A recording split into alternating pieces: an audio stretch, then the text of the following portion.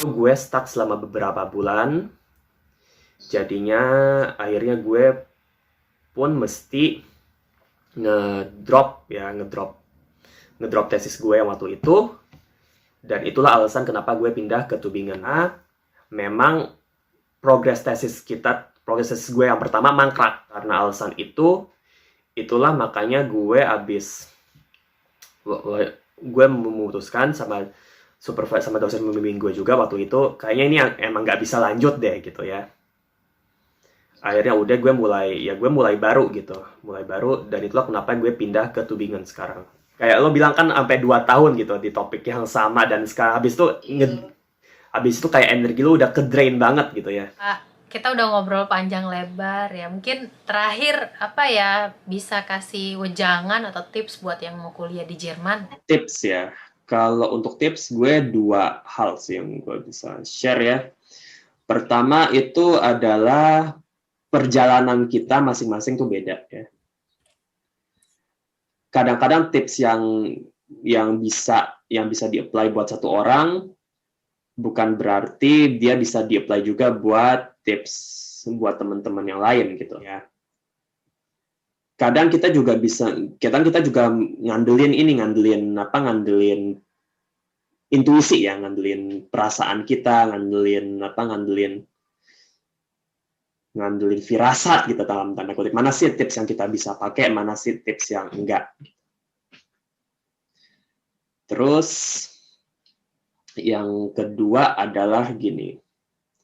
Buat kita nih yang ke Jerman gitu, yang mikir buat ke Jerman atau punya rencana, punya niat, atau bahkan yang udah tinggal atau yang udah studi di Jerman, yang kita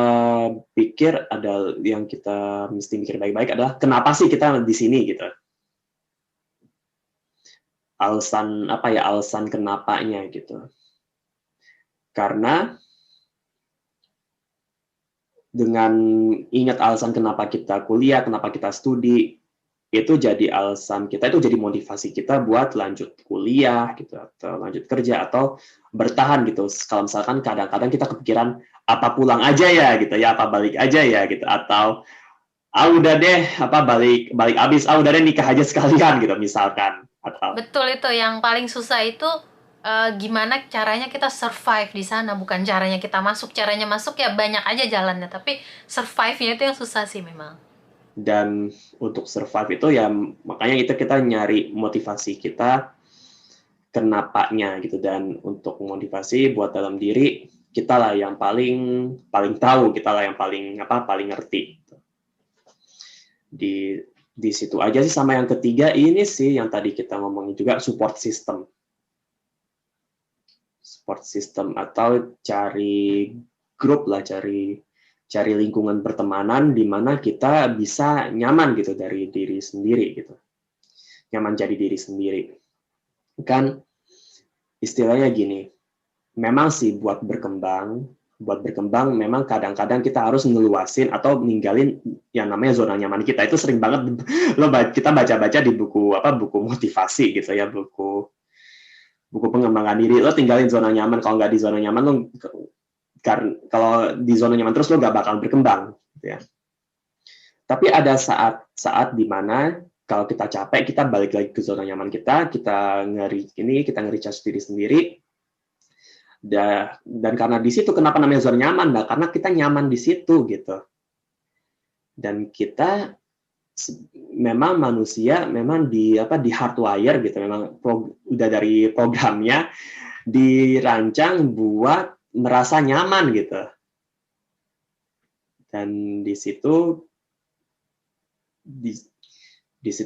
kita ngerasa nyaman, disitulah kita benar-benar ngerasa pulang gitu. Kita benar-benar merasa ada dukungan, ada yang ngedukung waktu kita jatuh, ada di mana ngerasa dukungan, di mana kita bisa relax gitu ya setelah sekian lama kuliah.